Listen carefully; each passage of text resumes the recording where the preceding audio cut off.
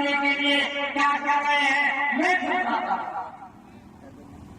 आप सबकी अपनी नौकरियां प्राप्त हुई है जो संसद में बाबा साहब के संविधान के कार्य हुए और उसके बाद में बाबा साहब को भूल गए। चलो भूल जाओ, लेकिन अपने समाज को तो उठाओ, अपने गरीब भाइयों को, अपने वंचित भाइयों को।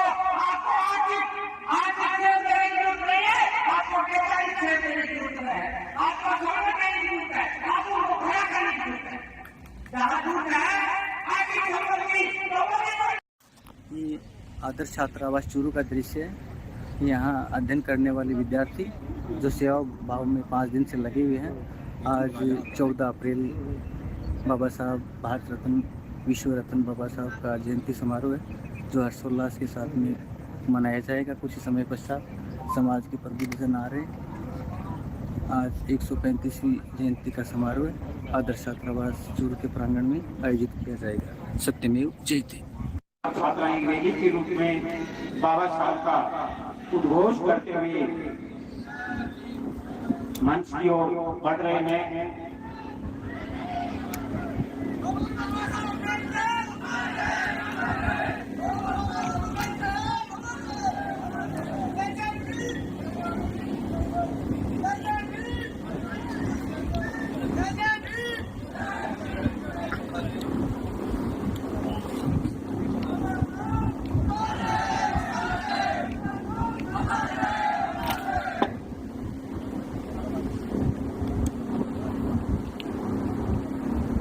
प्रांगण में आज पधारे हुए चूरू जिले के कोने कोने से सबका आदर्श छात्र परिवार की ओर से, आदर्श छात्रावास परिवार की ओर से आप सबका हार्दिक स्वागत, अभिनंदन और आप सबका आभार। बेटी और सम्मानित मंच, बाबा साहब की जयंती मनाना हर वर्ष की भांति तभी सार्थक होगी जब हम बाबा साहब के आदर्श, उनके विचार, उनकी कही गई बातें, उनके दिए गए अधिकार आगे बढ़ने के लिए, उन्हें प्रेरित करने के लिए ये अपना सहमति जो व्यक्ति उसके लिए उनका आधार। भीमराव अम्बेडकर भारतीय संविधान के प्रमुख रचनाकार थे। उन्होंने ऐसा संविधान तैयार किया जो प्रत्येक नागरिक को समान अधिकार देता है। वे महिलाओं के अधिकारों, श्रमिकों की सुरक्षा और शिक्षा के प्रबल समर्थक थे। उन्होंने सभा जैसी संस्थाएं बनाई जो दलितों के उत्थान के लिए काम करती थी। 1956 में उन्होंने बौद्ध धर्म स्वीकार कर करोड़ों लोगों को समानता का मार्ग दिखाया। भीमराव अम्बेडकर को भारत में दलित का पिता के रूप में जाना जाता है। बाबा साहब का जीवन संघर्ष, साहस और सामाजिक न्याय की मिसाल है। उनके विचार आज भी हमें समानता, स्वतंत्रता और बंधुत्व। तो हमें उनकी तरफ भी ध्यान देना चाहिए। और हमारे जो अम्बेडकर जी हैं और बाबा साहेब फुले जी हैं, उन सभी का एक ही विचार था, जो सामाजिक उत्थान, जो कमजोर वर्ग के लोग थे, किसी भी जाति जाति के हो, उनको आगे लाना और उनका विकास में शामिल करना। तो मैं आप सभी से यही आग्रह करूंगा कि हमारे जो भारत देश के जो लोग हैं, हम भारत में हैं, इसमें कहीं जाति पाति आड़े नहीं आनी चाहिए। जो लोग पीछे रह जाते हैं किसी कारणवश, उनको साथ लेते हुए हम आगे बढ़े, ताकि हमारे देश का उत्तरोत्तर विकास हो और हमारे जो सभी जाति पाति के लोग समरसता से एक साथ आगे बढ़े। तो यही हमारे देश की खूबसूरती होगी। आप सभी को पुनः भीमराव अम्बेडकर की 135वीं जन्मदिन, उनके जीवन पर जो उन्होंने संघर्ष किए, जो शिक्षा प्राप्त करी, निकट परिस्थितियों में जो उन्होंने बहुत से लोगों ने पढ़ा है, लेकिन क्या साल में एक बार हम जयंती मनाते सारे इकट्ठे हो जाते हैं, तो क्या हम बाबा साहब के और सच्चे अनुयायी होंगे? उनके दिल पर विचार करने पर, मनन करने पर क्या हमारी तीसरी हो गई। हमें विचार करना होगा कि किन परिस्थितियों में बाबा साहब ने यहाँ तक हमें पहुँचाया है। अपने आप को उस स्थिति में ले जाके थोड़ा देखिए। एक 7 साल का बच्चा जब विद्यालय में उस समाज के बच्चे को पढ़ने की अनुमति नहीं थी और वो बच्चा तो स्कूल में जाता है और उस विद्यालय में जहाँ जूते और चप्पल निकालते वहाँ उसको बैठाया जाता है और बैठने के लिए दही भी नहीं थी, बोरी अपने घर से लेके जाता है, पीने का पानी नहीं था और उस बच्चे के साथ वो बार मारते कितना उसका मन प्रभाव पड़ा होगा जब वहाँ के बच्चों ने उसको कहा था कि तू ऐसूप है, नीति जाति का है। शिक्षकों ने उसको दूर से पढ़ाया होगा कि क्या सोचा होगा उस बच्चे ने। और उसको घर जाकर के अपनी माँ भीमा बाई से उसने कहा कि माँ ये जाति क्या होती है, कहाँ लिखी होती है। तो उसने कहा बेटा अपन जाति किताबों में लिखी हुई है, कौन सी किताब में लिखी है कि नीति जाति है, उसकी जाति है, कहाँ लिखी है। तो कुछ 7 साल के बच्चे ने ये कहा था कि जब मैं बड़ा होगा तो मेरा मौका अवसर मिलेगा तो मैं जाति की जो किताबें लिखी उसको बदल दूंगा और एक समानता की बात करने वाले एक ऐसी किताब लिखूंगा तो सबको लिए सम्मान पहुंच सकता। हमें शुद्ध राजनीतिक और धार्मिक विचार चाहिए, तब आप आने वाले समाज को, अपनी पीढ़ियों को और अपने आप को बदल पाओ। सन 1942 में बाबा साहब के विचार से नहीं, वो सोचते थे और सोचा किया कि महिला शक्ति का सशक्तिकरण किए बिना इस समाज की आर्थिक, राजनीतिक और सामाजिक एकता संगठित नहीं हो सकती। 1942 में 25,000 महिलाओं के संगठन किया, एक सभा की, रमाबाई अम्बेडकर उनकी अध्यक्षता की। तब एक आंदोलन महिलाओं को ताकत दिलाने के लिए शुरू हुई। आज भी हमें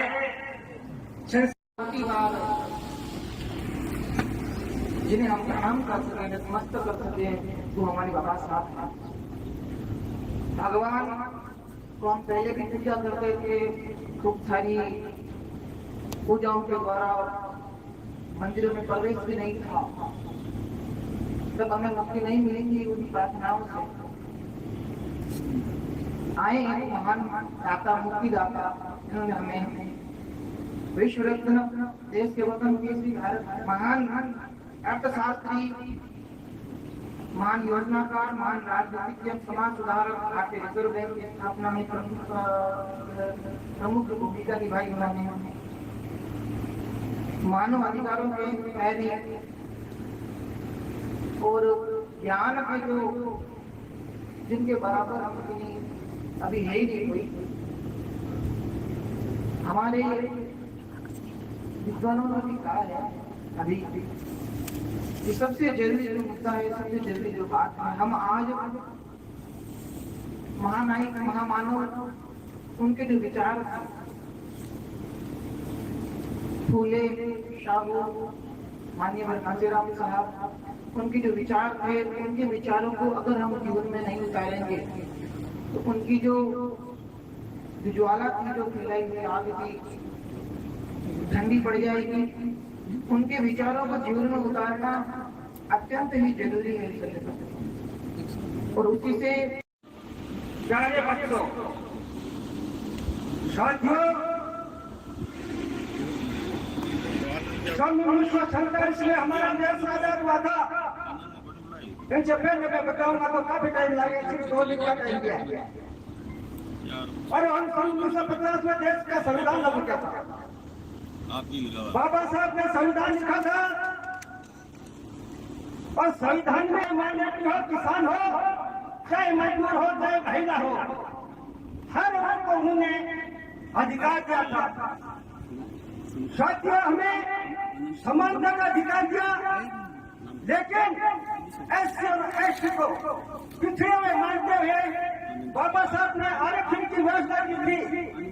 उस आरक्षण के माध्यम से एससी एसटी के लोग आज IAS, IAS, IPS अधिकारी बन गए हैं।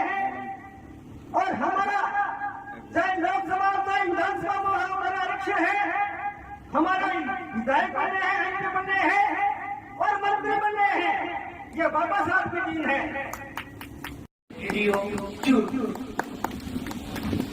उन्हें जोरदार तालियों से अभिवादन, सभी जोरदार करता था उनका अभिवादन करें।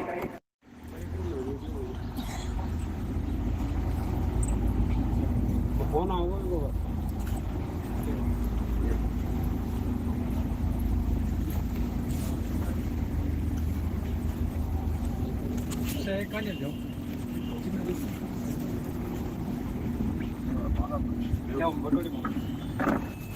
नारी शक्ति में निवेदन रहेगा कि आप भी नारी शक्ति में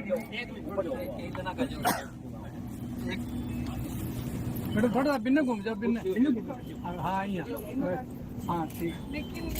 हाँ हाँ एक मिनट कुर्सी डाल लो, बस हाथ लगा लो खेत।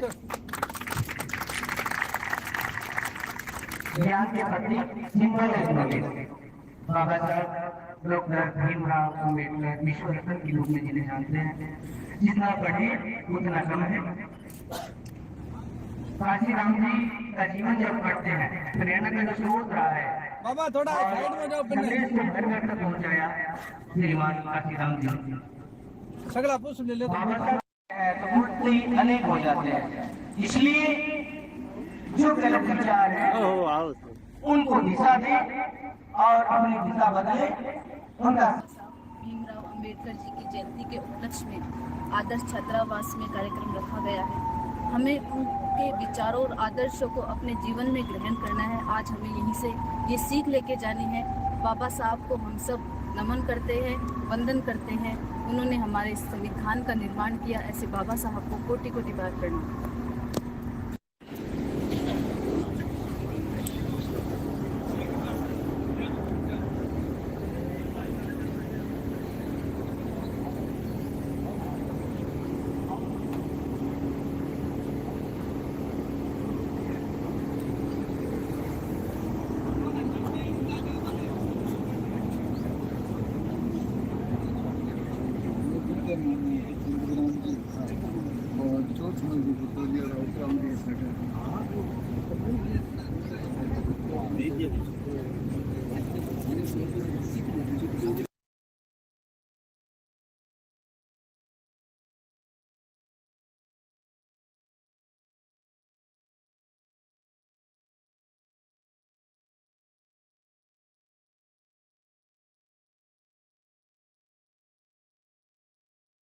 नागरिक वंदना जी आज ये जिला प्रमुख का माला पहना करके अभिनंदन करेंगे। उर्मिला जी और कविता जी सैनी।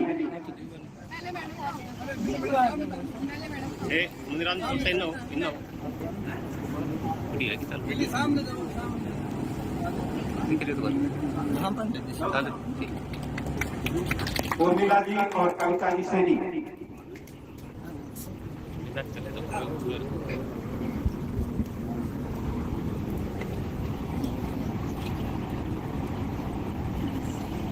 आ जाओ आ जाओ।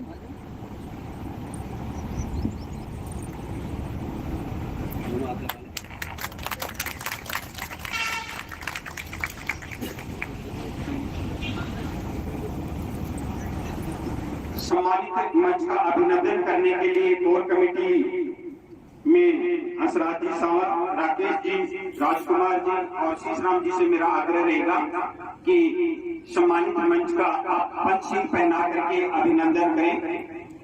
असराज जी सावंत, शीशराम जी, राजकुमार जी और राकेश जी।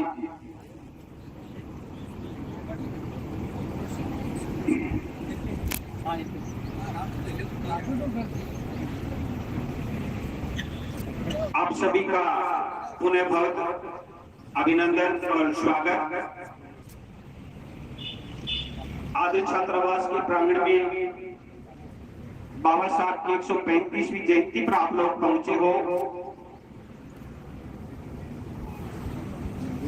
जो लोग देर से पहुंचे हो उनको अवगत करवा दो कि चूरू के अंदर एक नवाचार जिला ओबीसी वेलफेयर सोसाइटी और आदर्श छात्रावास समिति के संयुक्त तत्वाधान में 11 अप्रैल को ज्योतिबा फुले जयंती भी संयुक्त रूप से मनाई गई थी और आज 14 अप्रैल बाबा साहब की जयंती भी संयुक्त रूप से मनाई जा रही है।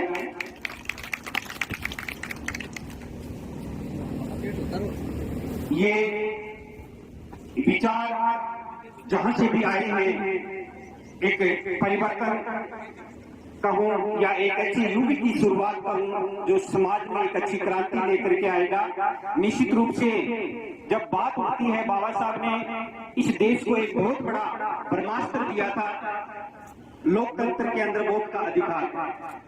अगर उसका सही सदुपयोग करके जो लोग समाज हित में काम कर रहे हैं, जो पीड़ित शोषित और जो समाज के हंसी के ऊपर जो लोग हैं, उनकी जो देखभाल, उनकी जो सेवा करेगा, जो भी प्रतिनिधि होगा, उनको ब्रह्मास्त्र का उपयोग करें और समाज हित में सही दिशा तय करें। बहुत बहुत धन्यवाद अग्रिम पंक्ति के लोगों को जिन्होंने जिला ओबीसी वेलफेयर सोसाइटी और आदर्श छात्रावास समिति के संयुक्त तत्वाधान में चूरू के अंदर ऐसा एक शानदार नवाचार किया है। बाबा साहब को जब पढ़ते हैं और उस बच्चे की सोच देखिए, जब वो स्कूल में पढ़ रहा होता है और प्रश्न किया जाता है अध्यापक के द्वारा कि आप बताइए कि चीज को छू नहीं सकते, किसी ने चांद का नाम लिया, किसी ने सूरज का नाम लिया और किसी ने तारों का नाम लिया, लेकिन बाबा साहब की सोच देखिए, उन्होंने क्या कहा कि जो सामने मटका रखा है, इस मटके को मैं छू नहीं सकता। सोच देखिए, उस छोटे से बालक की पीड़ा देखिए। तो जब तक हमारा बौद्धिक विकास नहीं होगा, चिंतन नहीं होगा, तब तक हम उस पाखंड आडंबर में ही अटके रहेंगे। विज्ञान को पढ़िए, विज्ञान पर तर्क करिए, बशर्ते अंधविश्वास से दूर रहिए। एडीएम चूरू पधारी हैं, उनका भी मैं स्वागत और संस्था की ओर से स्वागत करता हूं। और वो पाखंड के रूप में चल रही है। उस समय अनपढ़ गुलाम थी, लेकिन आज वो बड़ी नकली गुलाम है। मेरा कथन एकदम सत्य है। आप कभी कहीं पर भी जाके देख लो कि नारी है वो अनपढ़ गुलाम सही है या पढ़ी लिखी गुलाम, क्योंकि हम अनपढ़ को ये कह सकते हैं कि वो पढ़ी लिखी नहीं है, इसलिए धर्म के आदर्शों में फंसी हुई है। लेकिन यदि पढ़ी लिखी महिला